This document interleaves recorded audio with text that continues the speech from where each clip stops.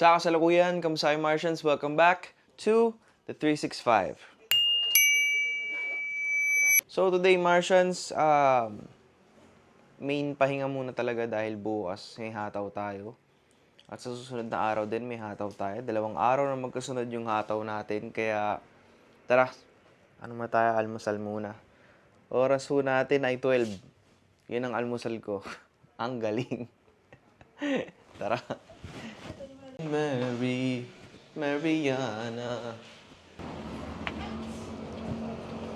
Panilis na kaya ako dito. Pwede naman. Hindi ko masabing ako. Pwedeng ako rin eh. Panis?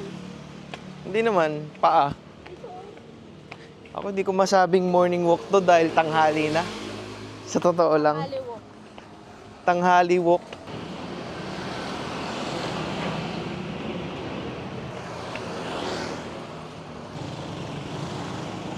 Ang daming tao. Parang ang daming tao.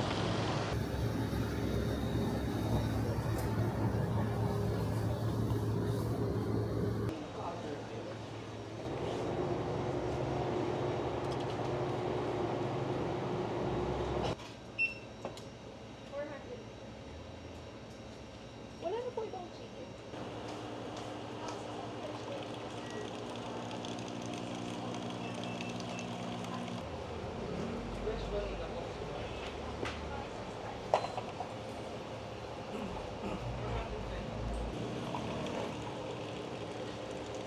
Binayaran mo na? Pingin na lang ako yung takip. Oo. So yun guys, late start of the day. Super duper late start. Actually, mag-aalauna na. Ewan ko bakit sobrang nakaka-drain mag-vlog at mag-workout araw-araw. Pero ganun talaga. Pwede na ako magtrabaho sa 7-Eleven. Oh, hindi ko alam kung... Ito rin. Oo.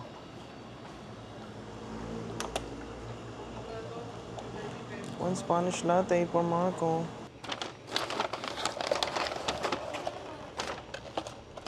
This is mine with stir. This is yours.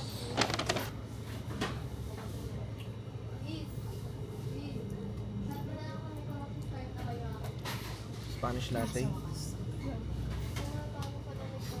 The best. Masarap talaga pag binili. Hmm? Masarap talaga pag binili, hindi pinrilo. Ayun lang. Makakancel ako. Isama mo yan sa vlog. Sama ko ba to? Okay, so isa sa mga dahilan ba't kumakain kami sa 7-Eleven is hindi kami mahilig mag-freeload ng pagkain. Kasi ngayon nakatira kami sa bahay ng lolo ko. Binigyan ako ng kwarto. Pero hindi ako nakikikain ng pagkain madalas. Hindi rin ako, ito yung gusto ng tao yung nakikimanman sa buhay ko. So yung living condition namin is nakatira ako ngayon dito sa Ami Alima, bahay ng lolo ko. Meron akong kwarto. Pero isa sa mga golden rules ko since nung umalis ako sa bahay namin is wherever I go, kung saan man ako tumira, is mag-aambag at hindi magiging freeloader. Yun lang masasabi ko. Kasi basically, I take pride sa kung ano man ang trabaho ko, especially sa pagiging lalaki ko. Hindi pwede naman yung 40, magpi-50 plus ka na siguro o 40 plus ka na, freeloader ka pa rin sa magulang mo. Pangit naman tignan nun, di ba? At saka kasi guys, yun nga, tumira ako dito. So ano yun, first instinct ko na pumasok sa akin is yung mga tinuro sa akin na proper ng magulang ko. Na alam mo yun, hindi ka dapat maging freeloader, hindi ka dapat mansamantala, hindi ka dapat gahaman, alam mo yun. Yun yung mga bagay na tinuro sa akin ng magulang ko na sobrang proud ako. Kaya sa mga nakakasama ko, kung ba't ako minsan madalas nanlilibre, yun yung pride ko na tinuro sa akin din ng tatay ko, especially pagdating sa paggastos ng pera. Walang problema gumastos basta sa pagkain. Alam mo yun, huwag ka maging kuripot. Kaya ka nga nagtatrabaho, kaya ka nga magpapayaman, para hindi ka maging kuripot.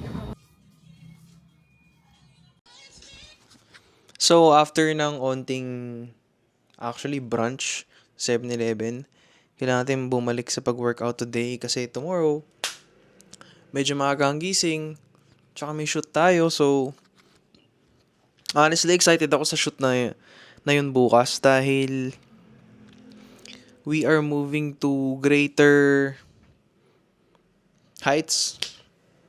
Pag sinabi kong greater heights kasi parang yung mga client ko bumabalik. Mas maganda na yung mga balik ng kliyente ngayon. Etong client ko bukas, ito yung paborito kong client na in-effortan ko yung gawa dahil ewan ko, na-feel kong gusto kong effortan yung gawa. Ito yung sample ng work na nagawa ko. Yan, yung ramen shot na hindi ko naman na-vlog that day. BTS lang talaga. Pero super duper happy ako sa result ng output na yun. Kaya ito, busy lang ako today. Mag-edit din. Iniisip ko guys kung gagawin ko yung documentary ng Hard Rock. Kasi wala naman nag-comment eh. Pero happy pa rin ako minanonood ng vlog ng 30 to 50 pa rin na viewers. Tumataas tayo minsan ng 100 which is really awesome. Yun nga lang sana may mag-comment kung ipopush ko ba yung Hard Rock na documentary. Kasi gusto ko siya maging maganda pero hindi siya kaya ng one day. Pag tinry ko siyang gawin ng one day, medyo nakakabagot na siya. Pero tara, workout muna tayo. Takbo muna ulit.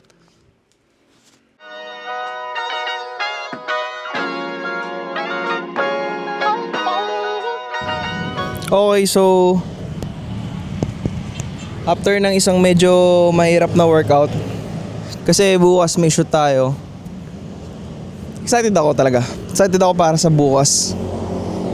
Kasi returning client to. Alam niyo sa Martian, sa mga diyan, sa mga kapwa ko diyan, or sabihin na lang natin sa mga photo, video na starting out, dapat ang maging goal nyo is retainer clients. Yun ang masasabi ko. Yun ang mabibigay ko sa inyong best advice. Ang events kasi, marami yan, pero mahirap yan. Kasi pababaan yan sa totoo lang. Especially sa market ngayon, saturated talaga, super duper. Unless meron kang connection somewhere else or pumasok sa isang studio, ang best na mangyayari sa career na tinatahak mo ngayon is retainership. When I say retainership, ang ibig sabihin nun, ang ibig sabihin ng retainership guys, ito yung monthly kang binabayaran para mag-shoot para sa kanila. Yung events, may makukuha kang mga ganyan, super dami as in, oo. Pero, I would suggest na if the equation is, let's say, ang minimum na kinikita mo sa isang shoot mo sa event is 1.5 hanggang 4K. Kung bibilangin mo yun in 10 days, sure ball ba na 10 days kang makakakuha ng event? Sabihin na natin roughly 3K or 3.5 kinikita mo sa isang event, tapos tinitira mo lang 2 times a week na event, so 7K times 4 weeks, so 7, 14, 21, 28K. Yung 28K na yun pwede mo yung kitain sa 10 tao or 10 kliyente na pwedeng magbayad sa'yo monthly para lang mag-shoot ng isang beses sa isang araw. This is really a cheat code para sabihin sa inyo because that worked out for me. Pero for me, mostly when I realized way back then nung wala na ako sa isang studio na pinagtatrabahuan ko before,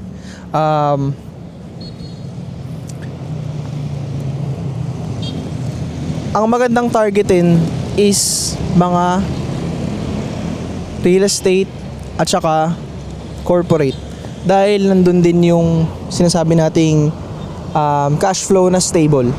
Sa event stable naman talaga, pwede ka makipag-partner ng catering, pwede ka mag-partner sa studio, pwede kang mag-partner sa mga events manager. Maganda yun kung gusto mo or trip mo talaga yung events. Pero kasi sa linya ko parang medyo nag-stay away na ako sa mga events dahil na hindi ko na siya masyado trip dahil kakaiba yung pagod. Tapos X amount of money lang yung kinikita mo. Hindi siya worth it for me. Pero alam mo yun, it's a good ground to basically level up your skills. Kung hindi ka YouTuber, kung hindi ka content creator, yun yung best ground para gumaling ka, yung events. Kasi lahat ng instances mararanasan mo, lahat ng klase ng angulo, lahat ng klase ng tutok ng araw, lahat mararanasan nyo doon actually. Kaya para sa akin, kung hindi ka content creator, kung hindi ka vlogger, sa events ka, magpagaling ka doon, pag gumaling ka, o pwede mag-start ka agad corporate kung gusto mo. Pero ang importante rito, yung learnings guys, is mag-invest kayo lagi sa knowledge. Yan ang una sa lahat pa nagsisimula ka. Mag-start kang mag-invest sa knowledge na meron ka. Mag-start mong, alam mo yun, dapat matutunan mo agad lahat ng basics. Kasi sa panahon ngayon, especially sa panahon ngayon, grabe yung influx. Grabe ngayon yung social media as in super hype. Ewan mo, alam mo yun, hindi natin alam kung kailan matatapos to. Hindi natin alam kung kailan ulit magkakaroon ng starting point para sa lahat. Pero it's gonna be a quick race, especially for you kung nagsisimula ka pa lang, dahil sobrang daming legit na nagbibigay ng advice na nagawa na nila, napatunayan na nila. Ako, small advice lang mabibigay ko sa inyo. Kasi kahit ngayon, sabihin natin kumikita ako talaga ng stable, hindi ko pa rin siya kayang i-share fully sa inyo guys hanggat hindi ko nabubuo yung equation. Alam nyo yun? Alam ko yung way kung paano kumita. Alam ko yung way kung paano kumuha ng client. Pero super duper risky pa din siya. It's not really for everyone. And 1 out of 10 sa mga tao na ikilala mo, hindi lahat willing mag-take ng risk. Lahat willing magstay sa isang lugar kung saan sila mas safe, kung saan sila mas komportable. Andun sila. But if you're willing to take the risk, yun yung best mindset. To become a risk taker sa isang career, sa isang industry, sa isang business, you will actually have the best outcome. Kasi over and over sa pinipili mong risk, you're gonna fail. 100% of the time you're gonna fail. Well, sabihin natin 99% of the time you're gonna fail. You're actually going to grow from the failure na na-experience mo. I went over that a lot of times. Not just career-wise, personality-wise. Alam mo yun, mag-grow at magde-develop ka bilang isang tao sa career na risky kasi made-develop mo yung social skills mo, made-develop mo rin yung personality mo, made-develop mo yung mental health mo. Yun yung pinakakailangan mong ingatan sa ganitong situation. Kasi ako, I've been unemployed for how many years? And nung una, pasundot-sundot lang ako sa events. Nung una, call center agent lang din ako for 1 year and 6 months. And then I decided, let's take a risk. Ang dami kong time, ang dami kong, alam mo yun, marami akong responsibility. Pero dahil gusto kong lamangan yung responsibility, financial responsibility, kailangan ko mag-risk somewhere else where the return would be as promising as I thought. Pero right now, yung return, masasabi ko, super duper worth it. Yun nga lang talaga, bukod A sa risk, B, dapat willing kang mag-go through all the heights. Dapat wala kang limit. You're supposed to be limitless. Limitless ka pagdating sa budget, limitless ka sa dapat di ka pwede maging kuripot. Alam mo yun? Sa umpisa, syempre, budget-wise ka dapat, pero wag mo sanayin na ganun. Kasi kailangan mo dapat may perks. Kasi dito sa career na to, bukod sa magandang perks, you're aging. Bukod sa yung mga camera mo, yung mga equipment mo, dito na lang tayo sa specific career na to sa photography, videography, umeedad ka. Bukod nga sa umeedad ka, yung gamit mo, nababawasan ng value. So dapat willing kang mag-invest sa gamit, sa sarili mo, sa health mo. Yun yung mga factors na dapat iniingatan sa career na to. Oo, pag bata ka, sobrang lakas mo, sobrang liksi mo mag-shoot, sobrang liksi mong gumimbal kahit saan, o alam mo yun, lahat ng angulo madadali mo. Pero you lack the knowledge and you lack the diskarte, you lack the social skills kasi nga nagsisimula ka pa lang. Hindi mo alam kung paano makipag-negotiate, curious ka kung paano ba makakuha ng isang kliyente, curious ka kung paano ba nila nagagawa yan na halos linggo-linggo meron silang shoot, pero malakas ka. So that's one of the things that you have to remember. Besides the risk, you have to be limitless. Yan lang masasabi ko. Limitless pagdating sa pag-invest, limitless pagdating sa, alam mo yun, sa growth. Hindi ka dapat maging, well, here's the third thing. The third thing is yung ego. At first, lahat merong ego. Yan yung pinaka barrier mo towards growth. Napapansin ko lang, lahat ng merong mga ego na nakilala ko noon, ito lang masasabi ko, hanggang ngayon, nandun pa rin sila. nandun pa din. Hindi na nag-grow, hindi na nag-develop, naging hater na lang. As in. And I'm doing this, you know, I'm saying this to you guys kasi alam ko nagsisimula pa lang kayo sa mga ibang nanonood dyan na photographer, videographer. Especially dito sa TikTok audience natin. Let go of your ego. Let go of your mindset na porket nakahawa ka ng 50mm na may bokeh magaling ka na. Uulitin ko lang, hindi mo kinagaling ang bokeh. Hindi mo rin kinagaling kung yung camera mo ay sobrang mahal. Kung wala ka namang alam, sino mag-hire sa'yo? But, di ko naman nila lahat. Because I have very, very good hobbyist friends. But, merong mga bata, yung mga starting out, na meron na agad sila, pero hindi nila alam gamitin. In that way, nagkakaroon sila ng ego. It's good. You should, but, you know, you should know how to differentiate ego and confidence. You build confidence through doing free work, through doing your passionate art, through expressing yourself dito sa career na to. But don't ever let people's compliments get in your head. Marami magsasabi na magaling ka kasi maganda output mo, kasi maganda yung gawa mo, kasi maganda yung Facebook post mo, kasi sobrang bokelicious ng profile picture mo, kasi may picture ka na hawak mo camera maganda. Pero ang tanong, may kliyente ka ba na nagbabayad sa'yo ng malaki na mas mahal pa sa camera na meron ka? Kaya that's what I'm saying, let go of your ego. Bukod sa ego guys, ito yung pinaka I would like to dive in deep sa usapang to, sa ego.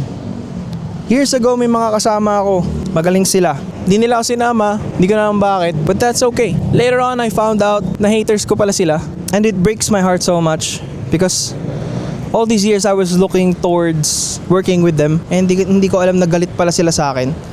All these years, I was working without an ego. Kasi happy-go-lucky ako pagdating sa shoot. Yun lang naman talaga ever since naging goal ko. Dahil alam ko na sobrang seryoso palagi sa shoot. Sobrang, alam mo yun, pag may nakikita kang director, may makikita kang, yung mga taong sobrang stricto, yun yung mga taong ayoko makatrabaho. Kaya way back then, I told myself, someday kapag medyo umangat-angat na yung posisyon ko or maging director man ako, hindi ako magiging yung director na toxic. Gusto ko laging may jokes, gusto ko laging nagtatawanan lang. Kaya kung papanoorin nyo yung Poco video natin, yun yung great example na mabibigay ko sa inyo. Hindi ako naging stricto, hindi ako naging tarantado, hindi ako yung parang maangas, nakakala mo. But going back sa sinasabi ko, I knew people whom also had egos like me. And all these years, na-develop kong ma-let go yung yabang. Kasi magkakaroon ka naman talaga ng yabang sa umpisa. Pero ang magtuturo sa'yo ng best lessons is yung mga taong makakasalamuha mo, yung mga clients na magiging kaibigan mo, yung mga clients na magpapakita sa'yo ng totoong kabaitan kung ano ba talaga, yung mga director na magiging mentor mo. Kaya hanggang ngayon, alam mo, proud ako na may mga director ako na naging mentor, na nag-mentor sa akin, at ang dami ko rin natutunan sa kanila. Kaya ayun guys,